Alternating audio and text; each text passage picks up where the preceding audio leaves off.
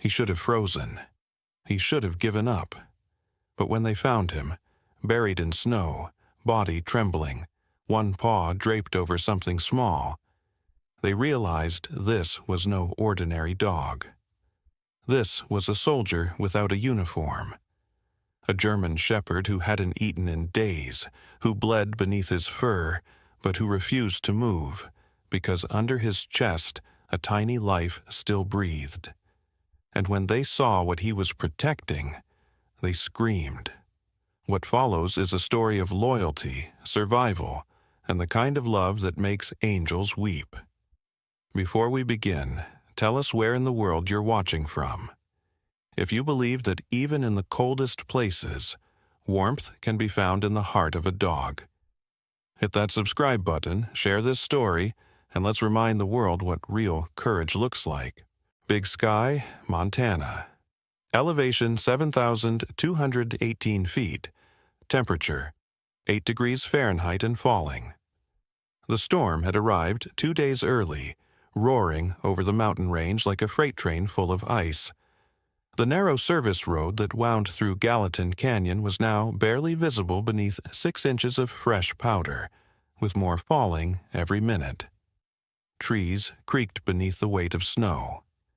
The world was white, and silence reigned, until the howl. It was not the kind of howl that called for company.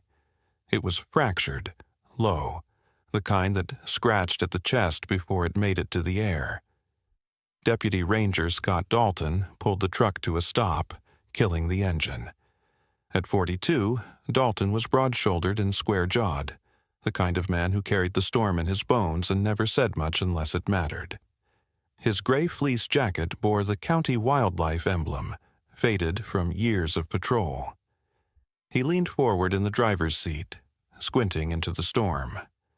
Beside him, slouched in the passenger seat, sat Elijah Eli Boone, a wildlife technician in his late 20s with a wiry build, shaggy blonde hair, and restless hands that tapped against his thermos.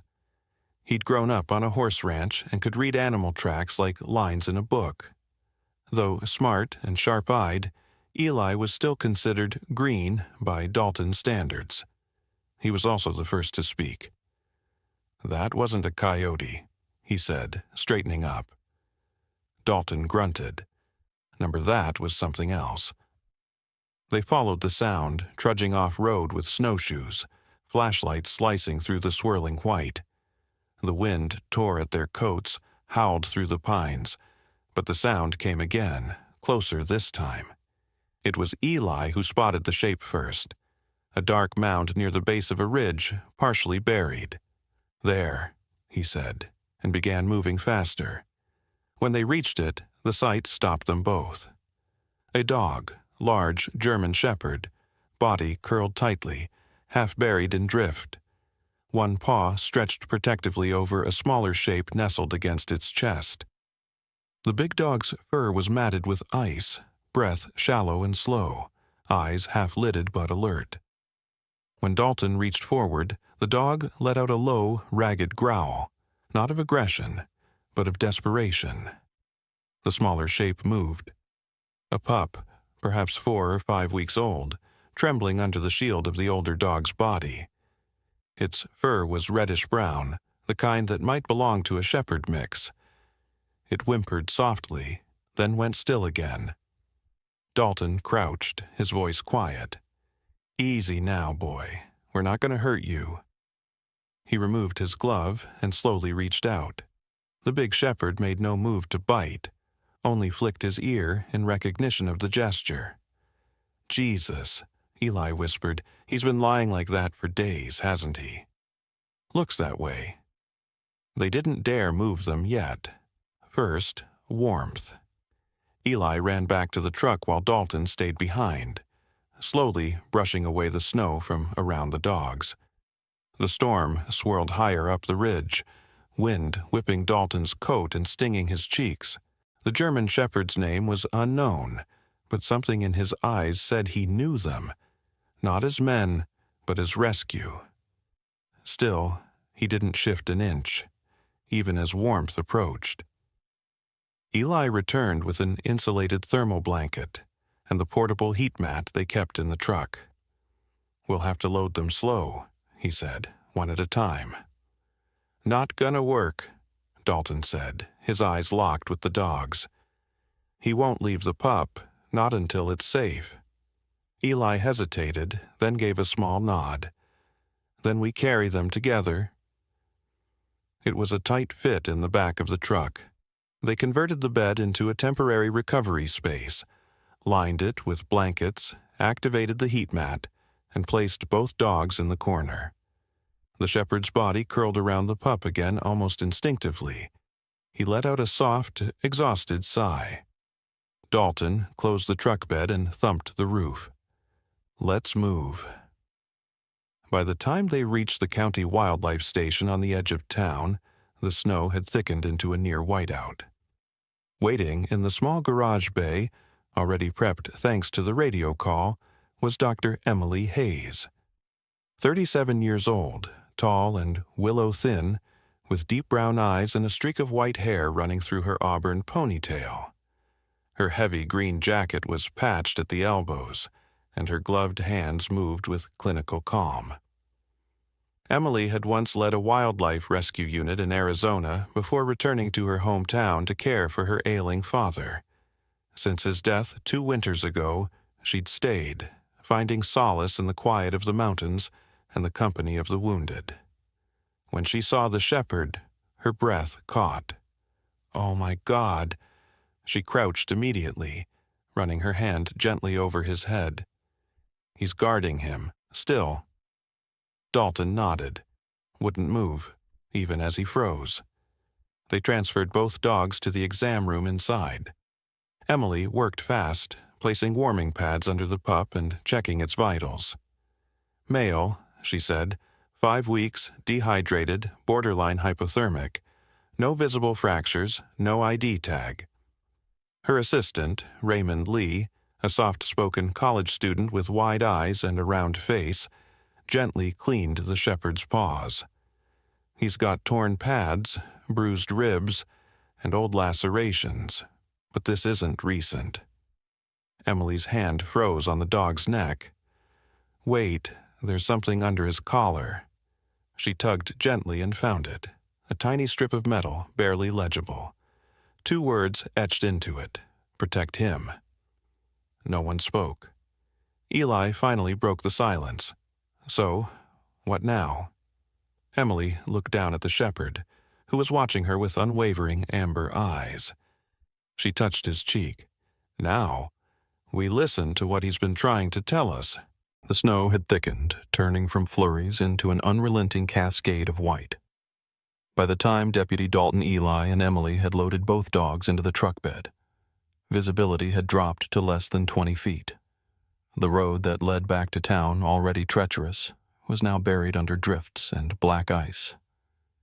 Even with chains on the tires, Dalton wasn't willing to risk the winding switchbacks that curled down the canyon in this storm. "We're not going anywhere tonight," he said flatly, voice muffled through his scarf. Emily looked from the dashboard GPS to the icy void outside the windshield. "There's a service cabin about a mile up.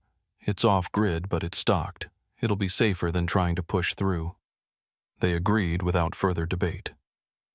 Dalton eased the truck forward tires, crunching through snow, while the heater blasted hot air into the cab.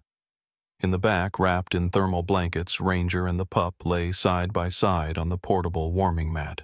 The older dog had not moved since being placed there. He only opened his eyes briefly whenever the wind shook the truck frame as if assessing danger. The pup, smaller than a farmhouse cat, had curled tightly into his chest. When they reached the ranger cabin, the world outside had dimmed to a ghostly blue. The wind screamed across the windows as Dalton reversed the truck into the side lean-to. The cabin was a single-story wood structure with a slanted tin roof walls coated in decades of pine sap and wind. The chimney was long since abandoned, but a solar-powered battery system kept an emergency light alive above the door. Inside, the temperature hovered just above freezing. Eli rushed to plug in the backup heater while Dalton hauled in supplies from the truck. Emily followed with the crate holding the two dogs, gently placing it near the heater's coil. "I'll prep the portable IV for fluids," she said, unzipping her med pack. Her hands moved automatically, but her eyes never left the shepherd. He's still alert, but barely. Eli hunched over the cabin's storage bin, produced a dented thermos and several heating packs. Still nothing on the radio. No chance of calling for evac tonight. Emily knelt by the pup. She gently lifted its head, examining its gums, then ran her hand along its spine. Dehydrated, but not starving. Someone was feeding him, at least until recently. She paused. Wait. What Eli came over. Emily lifted the pup again and gently turned its side toward the lantern light. Just beneath the left foreleg, hidden under thick fur, a faint scar. Not from an accident, clean surgical. Her brows knit as she reached into her pocket and retrieved a penlight. "I've seen this before," she murmured. Dalton raised his head, from where Emily exhaled slowly. "From here. This scar. I did this." She stood, walking to her vet bag and pulling out a weathered leather journal. She flipped through pages lined with case notes, sketches, and tiny paw print stamps. Finally, she landed on a page dated 7 weeks ago, Shepherd Mix Puppy, male, estimated 3 weeks old, treated for mild dehydration and flea dermatitis. No tag, brought in anonymously, left overnight in crate. But there's no record of discharge, Dalton noted. "Exactly," Emily said. "Someone took him without telling me. Someone who didn't want paperwork." Eli frowned. "You think it was stolen?" "Maybe. Or maybe someone didn't want to leave a trace. But if this is the same pup, then that dog," she gestured to Ranger, "didn't just find him. He's been protecting him. For weeks." They fell silent for a moment. Outside, the wind slammed against the walls as if trying to get in. Ranger stirred slightly. His breath fogged in the cold, but he didn't shift position. The pup let out a small, sharp whine, and Emily instinctively reached to comfort it. "That engraving on the collar," Eli said suddenly. "Protect him." Could it be from whoever dropped the pup off? Emily shook her head. No tag, no note. But maybe they meant it for Ranger. Maybe he's more than just a dog. Maybe he was trained to protect something precious. Dalton returned from checking the door. "Well, he succeeded. Pup's still alive. Barely." Emily looked back at the German Shepherd. Even from the corner with the heater humming, she could see his exhaustion. But it was the kind of weariness she knew well, the kind that didn't come from just cold or hunger, but from choosing to stay awake long past your limits. Choosing to guard something instead of giving in.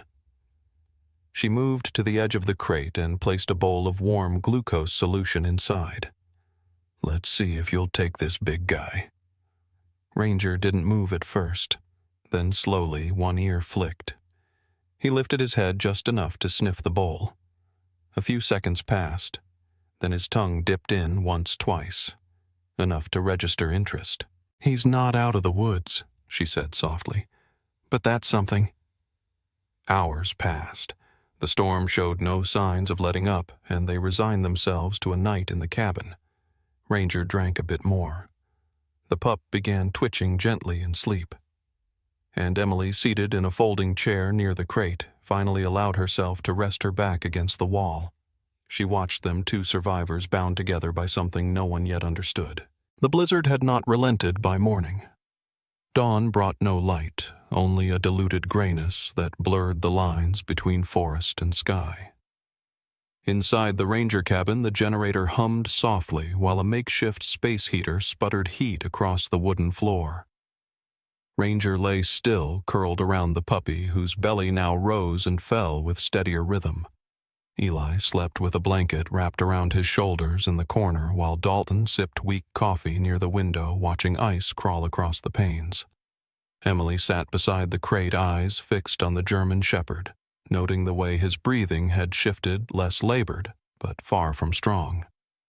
When she reached in to check his temperature again, her fingers brushed against a small patch of fur on his flank and felt the raised ridge beneath. A scar newer than the others.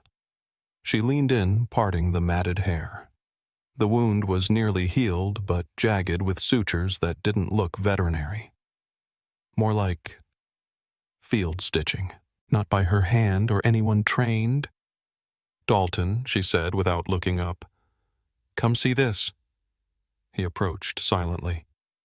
She pressed his hand to the same spot. "That's no accident." Dalton's brow furrowed. "Knife or wire? Maybe barbed. But it's been sewn up. Someone cared enough to close it, but not enough to bring him in." As she spoke, Ranger stirred slightly, his ears twitching. His eyes, amber and unreadable, opened just enough to meet hers. Then softly he growled. Not at her. At something else. At the window. Dalton instinctively turned. "What's out there?" The growl subsided, but Ranger didn't break his stare. His body tensed as though expecting something or someone.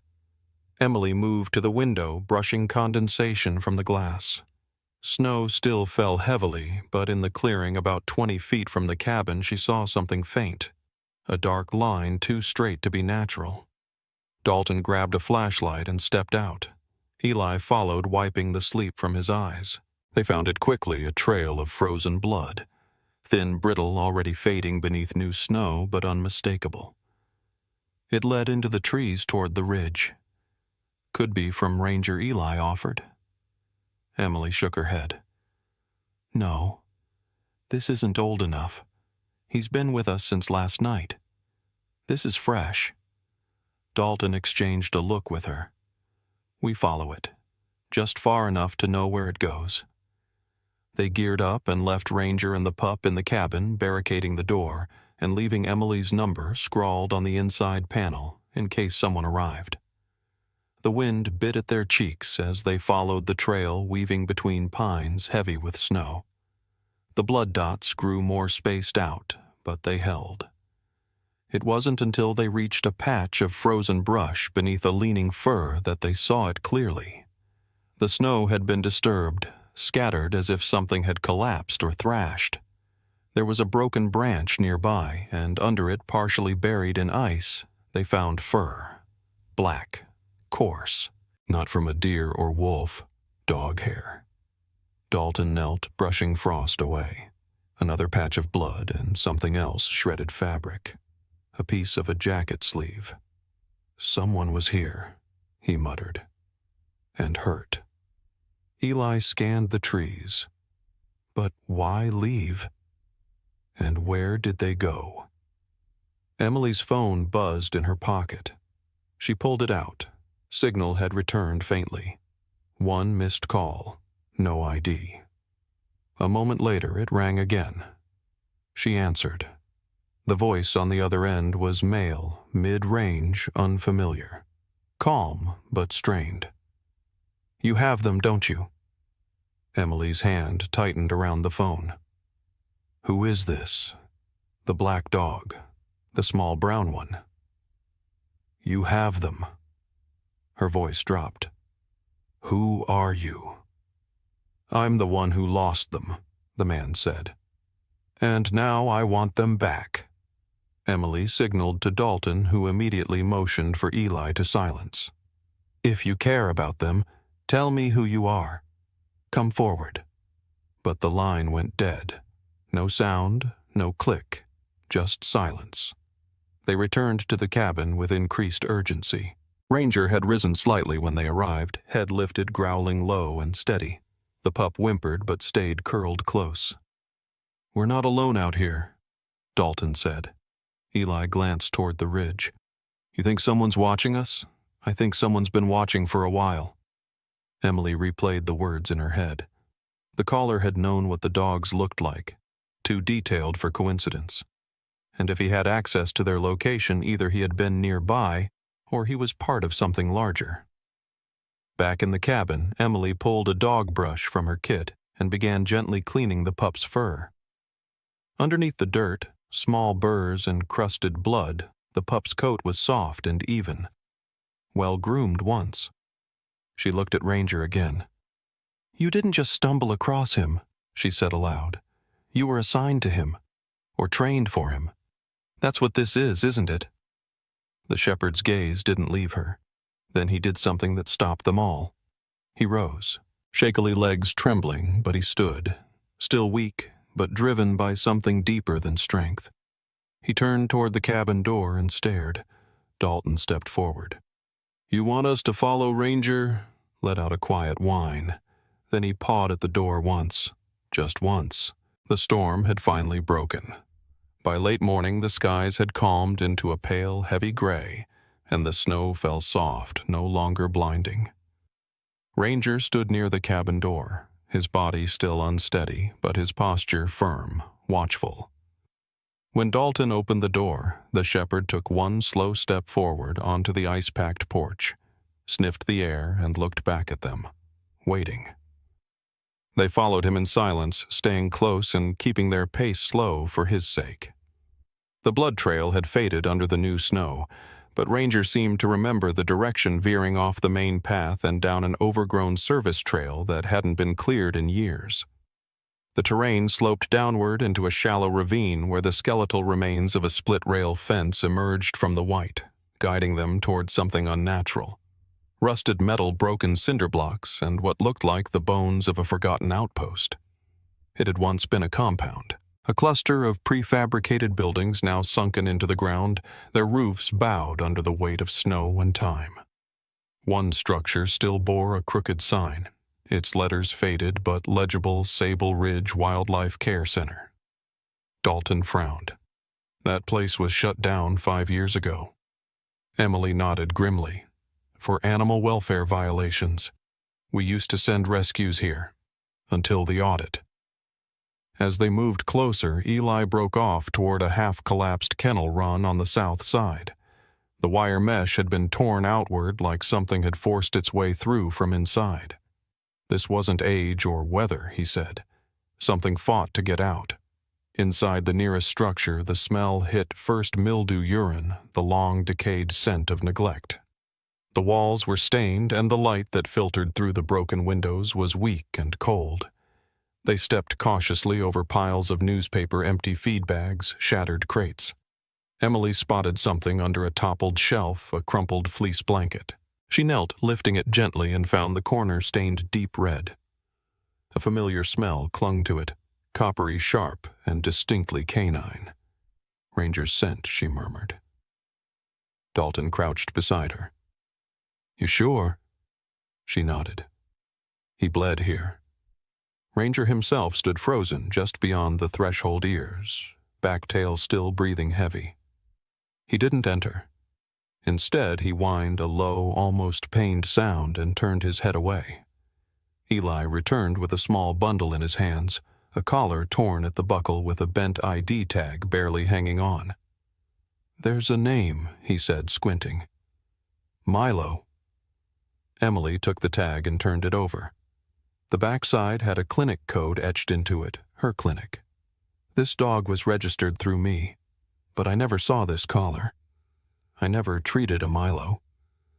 They searched deeper into the compound, pushing through moldy files and splintered furniture until they reached what had once been the main office. The room was windowless, but a filing cabinet in the back had been forced open. Most of the folders were gone, burned or removed, but one had slipped behind the cabinet, half crushed and damp. Emily pulled it free and flipped through the brittle pages. "Intake logs," she said, scanning. "But no discharge records. Look at this. These dogs were signed and assigned temporary ID codes, and then nothing. No transfers, no adoptions, no deaths reported." Dalton's face darkened. So, where did they go? As if answering the question, Ranger stepped forward into the room and walked slowly to the far corner. There, under a thin layer of frost, was a dented stainless steel dog bowl. He nudged it once with his snout, then backed away and sat down, staring at them. Eli crouched, brushing snow aside, revealing more of the floor, a series of parallel scratch marks, long and erratic, like claws scrabbling for escape. "This isn't a shelter," Emily said quietly. "It was a warehouse." Dalton straightened. And Ranger was here. They emerged from the building and continued their sweep of the grounds. Toward the edge of the property past the last line of collapsed fencing, Eli called out again. "Over here." They joined him at the base of a tree where he held up a metal hook, half buried in the dirt attached to a frayed rope. Nearby, an old transport cage lay on its side, broken open, its hinges splintered. There was a struggle, Eli said, and someone didn't want them found. Emily's phone buzzed in her coat pocket. A text message this time from an unknown number. "Stay out of this. You don't know what you're walking into." She showed the message to Dalton. He stared at the phone, jaw tightening. "Looks like someone's afraid we'll find the rest." In the truck, Emily sat beside Ranger, her hand resting gently on his back. "You escaped," she said softly. "You saved the puppy. You brought us here." The shepherd didn't move, but she could feel the tension in his shoulders, the readiness, the burden. "He was trained," she added, thinking aloud. "Not just a rescue dog, a therapy dog, maybe even more. That's why he was at that compound." Eli turned around from the front seat. "How do you know?" Emily reached into her bag and produced an old laminated flyer creased and folded from years in her field kit. On the front was a photo, a German shepherd in a blue vest beside a young boy in a wheelchair. The caption read, "Therapy Partners Bridging Hope." She placed the flyer beside Ranger. "That's you, isn't it?" The dog closed his eyes and for the first time let out a sound, not a growl or whine, but a breath. Long, steady, like release. The wind had gone quiet again, leaving the forest still and heavy. Tree branches sagged under new snow, and every breath the team took rose in clouds. Emily walked slightly ahead of the others, her boots crunching softly as they moved downhill from the ruins of Sable Ridge. Ranger walked beside her, limping but insistent. He'd refused to rest since they left the site, and now his pace quickened with each step. He kept glancing to his left toward the deep slope of a ravine that split from the old trail. Dalton caught up his rifle slung behind his shoulder, not for threat but for precaution. "Where's he taking us now?" he asked, breath fogging the air. Emily didn't answer. She didn't have to. She could see it in Ranger's movements, his ears upright, head low, nose cutting through air as if memory itself had a scent. She felt her chest tighten. Ranger wasn't just tracking. He was reliving something. They came to a break in the tree line where the snow deepened suddenly. Ranger stopped and looked up at them. One paw lifted. Then he barked just once. Sharp. Urgent. Eli arrived last, holding a portable radio that had finally picked up a weak signal. Still no dispatch reply, he muttered, but trailed off when he saw where they stood. The ground sloped downward in a gentle drift leading to what looked like a snow-covered embankment. A strip of road barely visible ran beneath it, and something metallic glinted under the white. "Vehicle," Dalton said. They descended carefully, the crusted snow cracking beneath their steps. At the base, half buried, was the roof of a silver SUV. The snow had drifted over most of the vehicle, but a side mirror stuck out cracked and frosted. Emily reached the driver's side, brushing snow away from the window with her sleeve. Inside was darkness. Then she saw the outline of a face. Still. Frozen. Female. Her breath caught. "There's someone inside." Dalton pried open the driver's door while Eli moved to the passenger side. The cold air that rushed out was sharp with the smell of old plastic gasoline, and something fainter like wet wool and milk. Inside, the woman sat slumped, face pale, and blue hands still clutched around the steering wheel. She couldn't have been more than 30, a brunette with delicate features, her face etched with a kind of quiet desperation, even in death. Emily's voice cracked. "She's been here for days." Behind her, Eli opened the back seat and found a canvas diaper bag. He unzipped it and pulled out a bottle of powdered milk, a pack of formula, and wrapped tightly in a Ziploc, a small baby blanket with paw prints. "She was traveling with the pup," he murmured. She brought supplies for him. Dalton stepped back, drawing in the full scope of the scene. The snow covered the car. Nobody knew she was here. Ranger let out a low sound, a half whine, half chuff, and moved to the rear of the vehicle. There, beneath a ridge of snow and ice, was a cell phone. Cracked screen. Dead battery.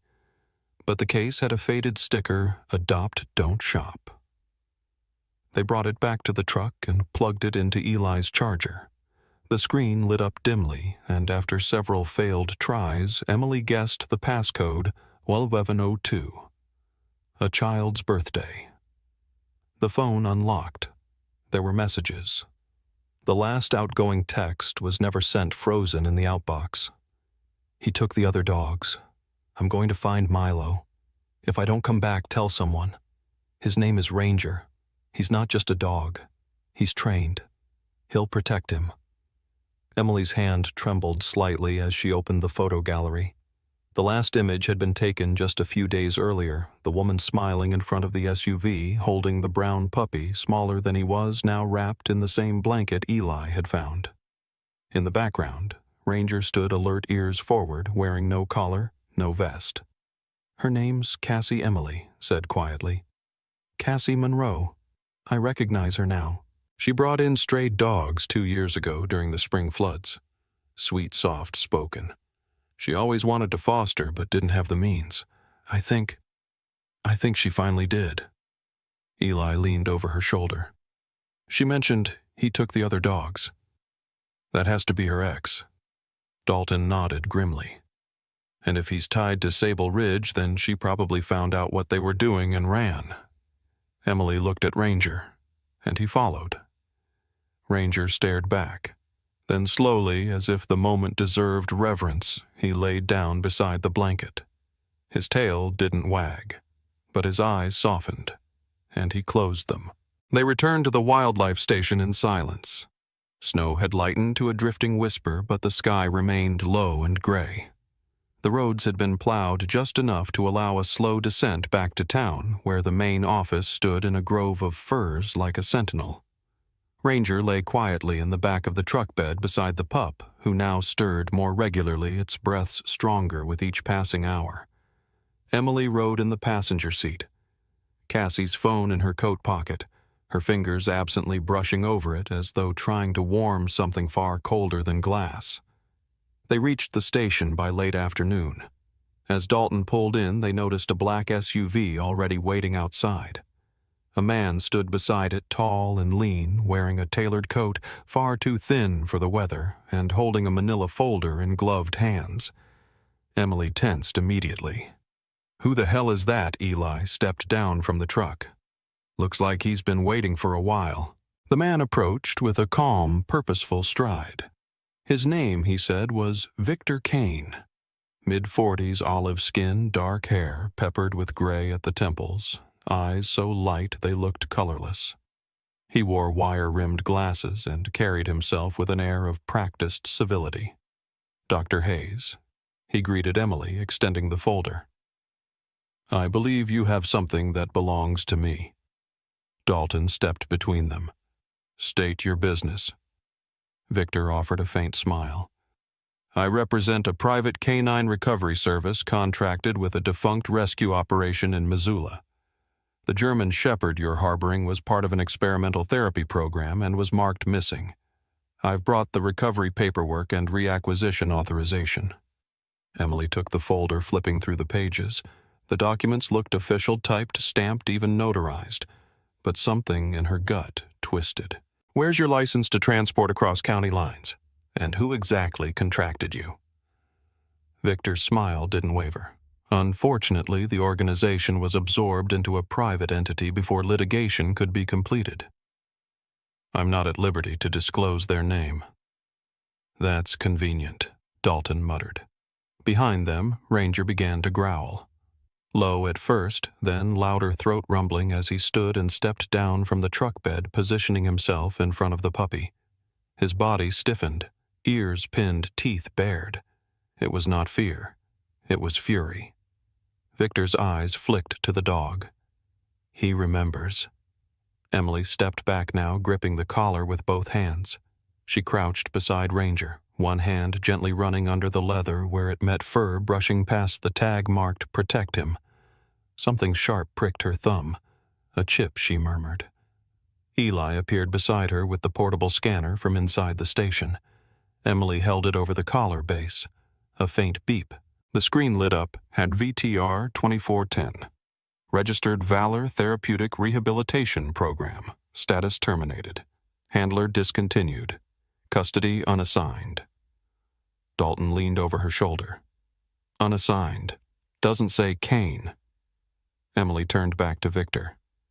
According to this, he has no listed owner. He's not yours. Victor's voice cooled. You don't understand what that dog is. He's not a pet. He's property developed, trained, and maintained under private funding. He's a controlled asset. Ranger snarled. Emily stood, stepping between them. He's a living creature. And judging by the scars and behavior, he was mistreated. This chip proves only that he was discarded. Victor's expression darkened. You're interfering with recovery protocol.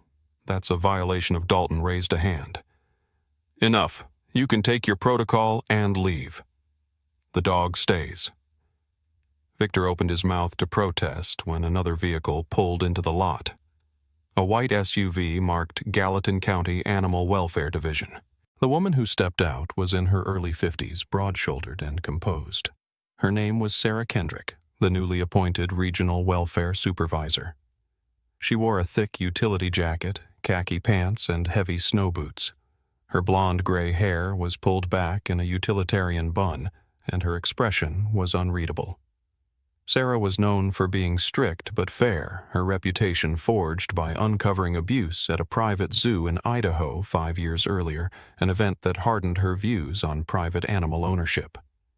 She glanced at the scene, the growling dog, the folder in Victor's hands, the guarded stance of the others. I got a call, she said to Dalton.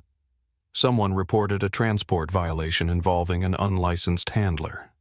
That you, Dalton, didn't flinch. That'd be him. Victor stepped forward, irritation barely masked. Officer Kendrick, I assure you I'm acting within recovery parameters. Sarah held up a hand already scanning the folder he handed her. This paperwork isn't valid in this county.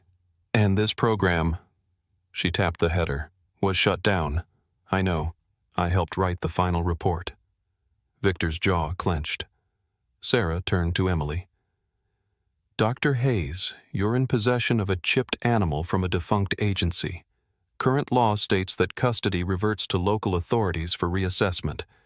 If the animal is stable and not dangerous, you may proceed with placement or extended care. Emily nodded. Understood. Sarah gave a short nod and stepped closer to Ranger, crouching. You remember me? She asked softly. You were at the Missoula site, weren't you? You were quieter then. Ranger didn't growl. He lowered his head slowly as if recognizing her scent. Sarah reached forward and gently ran her hand along his back, stopping over one of the healing scars. Her voice was soft. No one's taking you again. Not like that. Victor exhaled sharply. This isn't over. Sarah straightened. It is today. Leave. Victor hesitated, but with 3 witnesses, a county vehicle, and a dog still poised to defend the pup behind him, he turned and walked briskly to his SUV. Gravel crunched under his boots as he drove off, tires spinning slightly in the packed snow. Dalton watched him go. He'll be back. Sarah looked at Emily. So will I, to file the official transfer. Ranger relaxed, finally settling into the snow eyes on the pup. Emily placed a blanket over both of them and whispered, Not property. Not anymore. 2 days had passed since Victor Kane drove away in silence, and the storm clouds that had loomed over Big Sky for a week finally broke into sunlight. Snow still clung stubbornly to rooftops and roadsides, but the air was lighter now, crisp clean, and no longer filled with threats. At the wildlife station, Ranger lay near the front desk on a thick navy fleece blanket.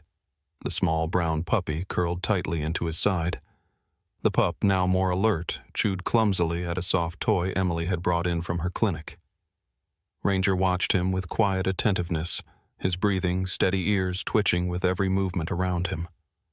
Inside the office, the atmosphere had shifted from tense to focused. Emily sat at her desk, scrolling through scanned files, newspaper clippings, and archived emails. A local reporter had been calling repeatedly for an interview about the snow dog with the heart of a soldier, but Emily had politely declined every time. She wasn't ready to make this story public, at least not yet. Deputy Scott Dalton leaned against the doorway, arms folded. "You know the sheriff's going to want to issue a statement."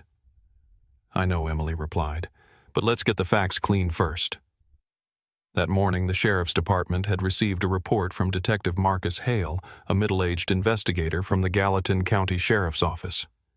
Marcus was tall, weathered, and dressed in layers of brown flannel and denim that hadn't changed in 20 years. He was known for being sharp, patient, and immune to flattery, especially when dealing with animal abuse cases.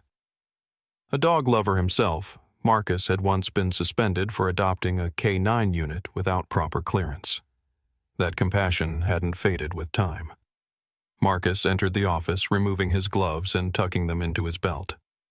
"I ran the trace on Kane," he said, handing a folder to Emily. "His real name's Victor Ledoux. Changed it after a sealed charge 10 years ago in Oregon. Neglect and unauthorized breeding in a behavioral research program. Case never saw court. Victims were all animals." Emily felt her hands clench. "So he's not just opportunistic, he's a repeat offender." "Exactly. And get this?" Marcus continued. "That puppy, we matched the DNA to hair strands found in Cassie Monroe's apartment. He's hers. Confirmed. But Ranger's chip confirms he was transferred months ago under fraudulent paperwork, which makes him stolen." Dalton stepped in. "So we're officially looking at 2 victims and a suspect with a history." Marcus nodded. "And a potential trafficking network operating under the guise of therapy training. I already sent the file to the DA." Emily looked toward Ranger. He kept that puppy alive in a blizzard. He shielded him, starved for him, bled for him, all while running from someone trying to claim him as property, which makes him more than a victim, Marcus said. "It makes him a witness." Emily blinked. "Legally, can a dog be a witness?" Marcus smirked. "Not in the traditional sense, but his physical condition, the GPS data, the recovered footage, everything points to his direct experience being crucial. And that makes him untouchable by the likes of Kane." That afternoon, Sarah Kendrick returned. She stepped into the station with her signature brisk energy clipboard in hand, her breath steaming in the winter air. Her presence always felt like the swing of a judge's gavel, quiet but final. "I've filed the transfer paperwork," she announced. "Ranger is now officially under the protection of the Gallatin County Animal Welfare Division, which means no one touches him without court review." She knelt beside Ranger, running a practiced hand along his back. "You did good, old boy." Emily turned to her. "What happens next?" Sarah stood. "We compile the evidence. The report on Sable Ridge, the photos from the compound, Cassie Monroe's messages, the vehicle site, the cell phone, the files you found. Kane doesn't know it yet, but the walls are already closing in." Dalton walked over to the front counter where the local newspaper, the Gallatin Sentinel, had left a copy. The front page headline read, "Mystery Shepherd Saves Puppy in Storm. A Hero in Fur." "Too bad the real story's darker than they know," he muttered. Sarah tilted her head. "Sometimes the darkness makes the light stand out more." Before she left, Sarah handed Emily a microchip registration update. "I added your name as co-guardian." Emily blinked. "What? You've earned it." And so has he. Later that evening, a small ceremony was held quietly in the town's municipal office. No cameras, no reporters, just a few people who mattered. Ranger stood on all fours, head high, wearing a simple blue collar. Emily held the puppy now named Ash, short for Ashwood, where he'd first been found tucked warmly in a gray knit blanket. Sheriff Latham, a gruff but soft-spoken man with a military background and a fondness for working dogs, presented Emily with a framed certificate that read, "For exceptional loyalty and courage, Ranger Gallatin County." He looked down at the dog. "You remind us all what bravery really looks like." Ranger tilted his head. The room for a moment was still, and then Ash barked just once, a small, high sound. Ranger turned toward him, touched noses gently, and then sat down. Spring came late to Big Sky that year. Snow still lined the shaded side of the hills, and the wind carried the bite of winter even as crocuses pushed up through thawing soil. The wildlife station had changed in small but meaningful ways. Windows now bore colorful paw-print decals, and a hand-painted wooden sign above the side building read, "Hollow Creek Refuge, for the lost and loyal." Emily Hayes stood on the gravel path that led to the converted barn. She wore her usual field jacket over faded jeans, her auburn hair twisted into a loose braid. Her boots were muddy, but her eyes shone. Since Ranger's rescue and the trial that followed, she'd used her veterinary background and growing support from the county to open a small-scale rehabilitation shelter for abandoned working dogs. There were only 6 runs and a communal play yard, but the place already felt alive. Ranger was no longer a patient. He was staff. The German Shepherd had gained back much of his weight, and though one leg still showed a slight limp from an old tendon injury, his eyes had sharpened. He moved like a sentinel, watchful, measured. He wore a navy blue collar, now stitched with a custom patch guardian. It had been a gift from Sarah Kendrick, who'd visited during the grand opening just 2 weeks earlier, holding back uncharacteristic emotion as she handed Emily the final permit. Sarah still dressed in practical utility gear and still hid her softness behind clipped sentences, but her voice had caught when she'd whispered to Ranger, "You kept your promise." Emily watched now as Ranger crossed the open yard, tail low but relaxed. In the sun near the old maple stump lay Aspen, the name they'd finally chosen for the pup. No longer a fragile bundle of ribs and fear, Aspen had filled out into a strong golden-brown juvenile with bright eyes and boundless energy. His fur had darkened slightly around the muzzle, and he'd taken to chasing moths and sneaking socks from Emily's laundry basket. But today, Aspen wasn't alone. Curled beside him was a new arrival, a mottled gray and white pup, perhaps 6 weeks old, with a limp in one hind leg and nervous eyes. She'd been found 2 nights ago outside a rest stop off the interstate, tied to a crate with a note that read, "Too much for us." The pup had yet to bark, yet to play. But Aspen had taken to her immediately. From the porch, Liam Torres, the young park ranger who had taken Aspen under his wing, leaned against the railing with a warm smile. Liam was 25, lean and quick-footed, with curly black hair he never combed, and a kind face that always seemed one shade from a grin. Though soft-spoken, he moved with quiet confidence, a child of immigrants from New Mexico. Liam had joined the service after volunteering during the flood evacuations 2 years ago and had bonded deeply with Aspen since day one. "She hasn't left his side all morning," Liam called to Emily. Even let him nudge her to the water bowl. Emily crossed the grass, crouching near the 2 pups. Aspen had stretched one paw lightly across the new pup's back, a protective gesture so subtle yet unmistakable. Emily reached out slowly, running her fingers through the pup's matted fur. She flinched, but didn't retreat. "She's going to be okay," Emily murmured. Behind them, Ranger sat in the shade, eyes never leaving the scene.